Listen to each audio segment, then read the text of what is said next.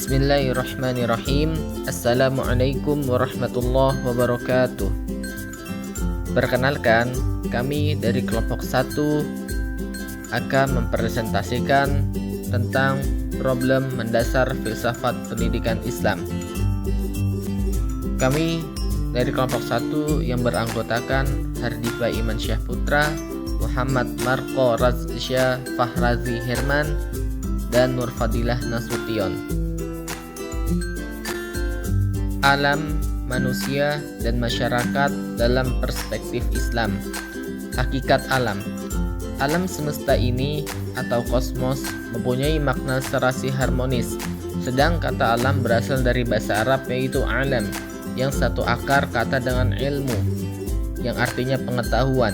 Disebut demikian karena jagad raya adanya Sang Maha Pencipta, yaitu Tuhan yang Maha Esa. Allah adalah Tuhan semesta alam yang menciptakan alam dan semua makhluk di dalamnya. Allah SWT berfirman di dalam Quran surah Shad ayat 27 yang artinya, dan kami tidak menciptakan langit dan bumi dan apa yang ada di antara keduanya dengan sia-sia. Itu anggapan orang-orang kafir, maka celakalah orang-orang yang kafir itu karena mereka akan masuk neraka. Hakikat manusia. Manusia sebagai makhluk ciptaan Allah yang paling sempurna diberikan akal yang mana makhluk lain tidak punya. Tujuan Allah memberikan akal tersebut adalah untuk berpikir dan membedakan antara yang baik dan buruk. Allah berfirman di dalam Quran surah At-Tin ayat 4. Di dalam Al-Quran, makna manusia terbagi menjadi 3, yaitu Al-Bashar, Al-Insan, dan Al-Nas. Meskipun ketiga kata tersebut menunjuk pada makna manusia, namun secara khusus memiliki penekanan pengertian berbeda. Al-Bashar, secara terminologi, Al-Bashar berarti kulit kepala atau tubuh yang menjadi tempat tumbuhnya rambut. Penunjukan kata Al-Bashar ditunjukkan Allah kepada manusia tanpa terkecuali. Kata Al-Bashar juga digunakan Al-Quran untuk menjelaskan eksistensi Nabi dan Rasul. Eksistensinya memiliki kesamaan dengan manusia pada umumnya, akan tetapi memiliki perbedaan khusus, yaitu mereka diberikan wahyu sedang kepada manusia biasa pada umumnya tidak diberikan wahyu. Al-Insan. Secara terminologi, Al-Insan dapat diartikan harmonis, lemah lembut, tampak, atau pelupa. Kata Al-Insan digunakan dalam Al-Quran untuk menunjukkan totalitas manusia sebagai makhluk jasmani dan rohani. Perpaduan antara aspek fisik dan psikis telah membantu manusia untuk mengekspresikan dimensi al-insan, al-bayan, yaitu sebagai makhluk berbudaya yang mampu berbicara, mengetahui baik dan buruk, mengembangkan ilmu pengetahuan dan peradaban, dan lain sebagainya. Al-Nas. Kata An-Nas menunjukkan pada eksistensi manusia sebagai makhluk sosial secara keseluruhan tanpa melihat status keimanan atau kekafirannya. Kata Al-Nas dinyatakan Allah dalam Al-Quran untuk menunjukkan bahwa sebagian besar manusia tidak memiliki ketetapan iman yang kuat. Kadangkala ia beriman sementara pada waktu lain ia munafik. Adapun secara umum kata Al-Nas memiliki arti peringatan Allah kepada manusia akan semua tindakannya seperti jangan bersifat kikir dan ingkar nikmat, ria, tidak menyembah dan meminta pertolongan selain kepadanya, larangan berbuat zalim, dan lain sebagainya. Filsafat juga berpandangan bahwa hakikat manusia itu berkaitan antara badan dan ruh. Islam secara tegas mengatakan bahwa badan dan ruh adalah substansi alam, sedangkan alam adalah makhluk dan keduanya diciptakan oleh Allah. Dalam hal ini dijelaskan bahwa proses perkembangan dan pertumbuhan manusia menurut hukum dan material. Menurut Islam, manusia terdiri dari substansi materi dan bumi dan ruh yang berasal dari Allah. Oleh karena itu, hakikat manusia adalah ruh, sedangkan jasadnya hanyalah alat yang dipergunakan oleh ruh semata. Tanpa kedua substansi tersebut, maka tidak dapat dikatakan manusia. Masyarakat Madani. Istilah masyarakat Madani itu sebenarnya merujuk pada masyarakat Islam yang pernah dibangun Nabi Muhammad di negeri Madinah. Perkataan Madinah dalam bahasa Arab dapat dipahami dari dua sudut pengertian. Pertama, secara konvensional kata Madinah dapat bermakna sebagai kota, dan kedua, secara kebahasaan dapat berarti peradaban. Meskipun di luar kata Madaniyah tersebut Apa yang disebut peradaban juga berpadaan dengan kata tamadun dan hadlaroh. Tinjauan filosofis tentang tujuan pendidikan. Manusia merupakan subjek pendidikan dan sebagai objek pendidikan. Oleh karena itu, manusia memiliki sifat untuk dididik dan mendidik. Namun demikian, berhasil atau tidaknya usaha tersebut banyak tergantung pada jelas tidaknya tujuan. Karena pendidikan di Indonesia mempunyai tujuan pendidikan yang berlandaskan filsafat hidup bangsa Indonesia, yaitu Pancasila, yang menjadi pokok pendidikan melalui usaha-usaha pendidikan keluarga, masyarakat, sekolah, dan perguruan tinggi. Secara epistemologi, tujuan berarti arah, haluan, jurusan, dan maksud. Suatu contoh adalah ketika orang tua menyekolahkan anaknya agar menjadi cerdas dan berakhlak, maka tujuan menyekolahkan anaknya adalah hal tersebut. Secara terminologi, banyak ahli pendidikan yang mendefinisikan tentang tujuan. Zakiyah Darajat mendefinisikan tujuan adalah suatu yang diharapkan tercapai setelah sesuatu usaha atau kegiatan selesai. Adapun tujuan pendidikan menurut para ahli filsafat yaitu yang pertama, menurut Socrates, melalui pemikiran filsafat pendidikannya menyatakan bahwa tujuan pendidikan yang benar adalah merangsang penalaran yang cermat dan disiplin mental yang akan menghasilkan perkembangan intelektual yang terus-menerus dan standar moral yang tinggi. Yang kedua, menurut Plato, tujuan pendidikan menurut Plato adalah untuk menemukan kemampuan-kemampuan ilmiah setiap individu dan melatihnya sehingga ia akan menjadi seorang warga negara yang baik dalam suatu masyarakat yang harmonis, melaksanakan tugas-tugas secara efisien sebagai seorang anggota kelasnya. Tujuan filosofis pendidik. 1. Pengertian pendidik. Pendidik adalah bapak rohani atau spiritual father bagi peserta didik yang memberikan pencerahan jiwa dengan ilmu, pembinaan akhlak mulia, dan meluruskan perilaku yang buruk. Seperti halnya guru adalah pendidik profesional dengan tugas utama mendidik, mengajar, membimbing, mengarahkan, melatih, menilai, dan mengevaluasi peserta didik pada pendidikan anak dini jalur pendidikan formal, pendidikan dasar, dan pendidikan menengah. Selanjutnya, dalam bahasa Arab dijumpai kata ustadz, mudarris, mu'alim, dan mu'addib. Kata ustadz jamaknya asatid, yaitu berarti guru, profesor untuk gelar akademik, jenjang di bidang intelektual seperti pelatih, penulis, dan penyair. Adapun kata mudarris berarti guru, pelatih, dan dosen. Selanjutnya kata mu'alim berarti juga guru, pelatih, dan pemandu. Selanjutnya kata mu'adib berarti pendidik dan guru dalam lembaga pendidikan Al-Quran. Kata-kata tersebut di atas secara keseluruhan terhimpun dalam pengertian pendidik, karena pada dasarnya kesemuanya mengacu pada seseorang yang memberikan pengetahuan, keterampilan, atau pengalaman kepada orang lain. Mungkin hanya perbedaan istilah saja. Seperti pengajar di sekolah disebut teacher, perguruan tinggi disebut lecturer atau profesor, di rumah-rumah secara pribadi disebut tutor, di pusat-pusat latihan disebut instructor atau trainer, dan di lembaga pendidikan yang mengajarkan agama disebut educator. Secara istilah, pengertian pendidik menurut Ahmad D. Marimba adalah orang yang memikul tanggung jawab untuk mendidik.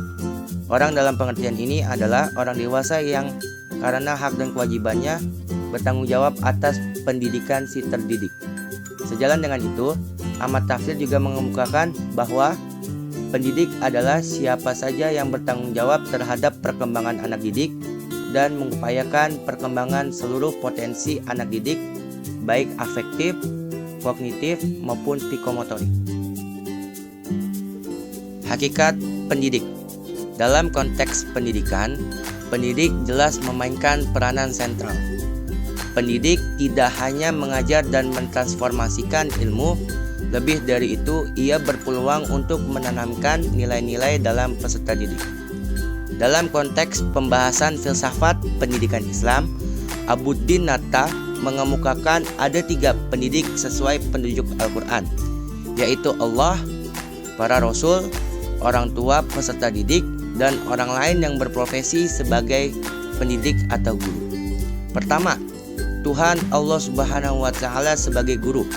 Allah Subhanahu wa Ta'ala menginginkan umat manusia menjadi baik dan bahagia hidup di dunia dan di akhirat. Kedua, guru menurut Al-Quran adalah Nabi Muhammad SAW. Ketiga, pendidik dalam Al-Quran adalah orang tua. Bahkan dalam hal ini mereka memikul tanggung jawab yang paling besar. Antara lain hal itu disebabkan oleh kodrat dan kepentingan. Guru merupakan pendidik profesional, sehingga harus menyadari tanggung jawabnya untuk memikul sebagian tanggung jawab orang tua peserta didik sebagai amanah. Lebih lanjut lagi, pendidik juga memikul tanggung jawab masyarakat, bangsa, negara, dan lembaga pendidikan terkait.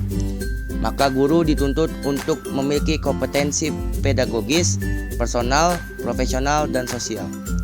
Dari beberapa uraian mengenai hakikat pendidik di atas, dapat dipahami bahwa pendidik ideal dalam filsafat pendidikan Islam adalah pendidik yang diperintahkan Allah Rabbul Alamin dalam mendidik sesuai dengan kapasitas manusia, juga meneladani Rasulullah SAW di samping idealisasi lain yang tidak bertentangan dengan ajaran Islam. Kedudukan pendidik. Jika Allah, Rasul, dan orang tua sebagai pendidik memang sudah menjadi tanggung jawabnya secara fitri dan panggilan agama, maka hal yang berbeda terjadi dengan orang lain atau guru yang ditugaskan untuk mendidik anak orang lain. Orang lain yang mendidik bukan anaknya sendiri tentu akan lebih lain situasi psikologisnya.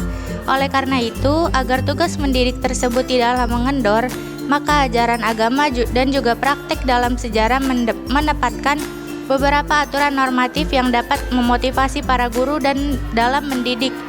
Mengapa kedudukan yang terhormat dan tinggi itu diberikan kepada para guru? Para ulama menjelaskan karena para guru adalah bapak spiritual atau bapak rohani bagi seorang murid. Istilah yang memberikan santapan jiwa dan ilmu, pendidikan akhlak dan membenarkannya. Atas dasar ini, maka menghormati guru hakikatnya adalah menghormati anak-anak kita sendiri, dan penghargaan terhadap guru berarti penghargaan terhadap anak-anak kita sendiri. Dengan guru, anak kita dapat hidup dengan baik dan menyongsong tugas masa depannya dengan gemilang, sebagaimana halnya kita memuliakan Tuhan, Rasul, dan orang tua karena jasa mereka yang luar biasa. Sifat pendidik. Menurut Muhammad Atiyah Al-Abrosy, seorang pendidik Islam harus memiliki sifat-sifat tertentu agar ia bisa melaksanakan tugasnya dengan baik. Adapun sifat-sifatnya itu ialah: yang pertama, memiliki sifat zuhud, tidak mengutamakan materi dan mengajar karena keridhaan Allah. Yang kedua, seorang guru harus bersih tubuhnya, jauh dari dosa besar, sifat riya atau mencari nama, dengki, permusuhan, perselisihan, dan sifat-sifat lain yang tercela. Selanjutnya ada ikhlas dalam kepercayaan. Keikhlasan dan kejujuran seorang guru dalam pekerjaannya merupakan jalan terbaik ke arah kesuksesan dalam menjalankan tugasnya dan kesuksesan muridnya. Selanjutnya, seorang guru harus mencintai murid-murid seperti mencintai anaknya sendiri. Yang terakhir, seorang guru harus menguasai mata pelajaran yang akan diajarkannya serta mendalami pengetahuannya sehingga mata pelajaran itu tidak dangkal. Tinjauan filosofis tentang anak didik. Pengertian peserta didik. Salah satu unsur penting dalam proses pendidikan adalah pendidik. Di pundak pendidik terletak salah satu tanggung jawab yang amat besar dalam upaya mengantarkan anak didik ke arah tujuan pendidikan yang dicita-citakannya. Hal ini disebabkan pendidikan merupakan cultural transition yang bersifat dinamis ke arah suatu perubahan secara kontinu. Dalam hal ini, pendidik bertanggung jawab mematuhi kebutuhan anak didik baik spiritual, intelektual, moral, estetika maupun kebutuhan fisik anak. Secara etimologi, anak didik dalam bahasa Arab disebut dengan tilmis, jamaknya adalah talamis yang artinya adalah murid, maksudnya adalah orang-orang yang menginginkan pendidikan. Dalam bahasa Arab dikenal juga dengan istilah tolib, jamaknya adalah tulab yang artinya adalah mencari, maksudnya adalah orang-orang yang mencari ilmu. Dilihat dari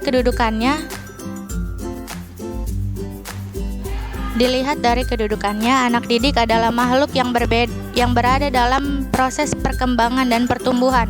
Menurut fitrahnya masing-masing, mereka memerlukan bimbingan dan pengarahan yang konsisten menuju ke arah titik optimal kemampuan fitrahnya. Dalam pandangan yang lebih modern, anak didik tidak hanya dianggap sebagai objek atau sasaran pendidikan, melainkan juga mereka harus diperlakukan sebagai subjek. Di antaranya adalah dengan cara melibatkan anak didik dalam memecahkan masalah dalam proses belajar mengajar. Peserta didik merupakan subjek dan objek pendidikan yang memerlukan bimbingan orang lain atau pendidik untuk membantu pengembangan potensi yang dimilikinya serta membimbing menuju kedewasaan. Potensi dan intelijensi anak didik sesuai dengan kesuciannya dalam struktur manusia, Allah telah memberi seperangkat kemampuan dasar yang memiliki kecenderungan berkembang dalam perspektif Islam. Kemampuan itu disebut dengan fitrah, yang dalam pengertian etimologi mengandung makna kejadian atau suci. Maka fitrah itu suatu kemampuan dasar manusia yang berkembang secara dinamis, dianugerahkan kepada Allah kepadanya dan mengandung komponen-komponen tersebut bersifat dinamis dan responsif terhadap pengaruh lingkungan sekitar, termasuk pengaruh pendidikan. Komponen-komponen tersebut menurut Haji Muhammad Arifin, sebagaimana dikutip oleh Beni Ahmad, adalah sebagai berikut. Yang pertama, bakat. Bakat adalah suatu kemampuan pembawaan yang potensial dan mengacu pada kemampuan akademis, profesional dalam berbagai bidang kehidupan. Bakat ini berpangkal pada kemampuan kognisi, konasi, dan emosi. Selanjutnya ada driver atau dorongan nafsu. Dalam tasawuf dikenal adanya jenis nafsu seperti lawamah dan mutmainnah. Selanjutnya insting atau garizah, suatu kemampuan berbuat atau beraktivitas tanpa melalui proses belajar. Selanjutnya karakter atau watak. Karakter ini berkaitan dengan tingkah laku, moral, sosial, dan etis seseorang. Selanjutnya ada intuisi, merupakan kemampuan psikologis manusia untuk menerima ilham dari Tuhan. Kebutuhan peserta didik untuk memperoleh pendidikan. Ada dasar-dasar kebutuhan untuk anak memperoleh pendidikan. Secara kodrati, anaknya memerlukan pendidikan atau bimbingan dari orang dewasa. Dasar kodrati dapat dimengerti dari kebutuhan-kebutuhan dasar yang dimiliki oleh setiap anak yang hidup di dunia ini. Dalam hal ini, keharusan mendapatkan pendidikan itu jika diamati lebih jauh sebenarnya mengandung aspek-aspek kepentingan yang antara lain dapat dikemukakan sebagai berikut. Yang pertama, aspek pedagogis. Dalam aspek ini, para ahli tidak memandang manusia sebagai animal education, makhluk yang memerlukan pendidikan. Dalam kenyataannya, manusia dapat dikategorikan sebagai animal, artinya binatang yang dapat dididik. Selanjutnya, aspek sosiologis, makhluk yang berwatak dan berkemampuan dasar atau memiliki gariza atau insting untuk kehidupan manusia bermasyarakat. Selanjutnya ada aspek tauhid, aspek pandangan bahwa manusia adalah makhluk yang berketuhanan, yang menurut ahli istilah disebut homo divonus, makhluk yang percaya adanya Tuhan, atau disebut dengan homo religius yang artinya makhluk yang beragama. Demikian presentasi dari kelompok kami. Kurang lebihnya mohon maaf. Wassalamualaikum warahmatullahi wabarakatuh.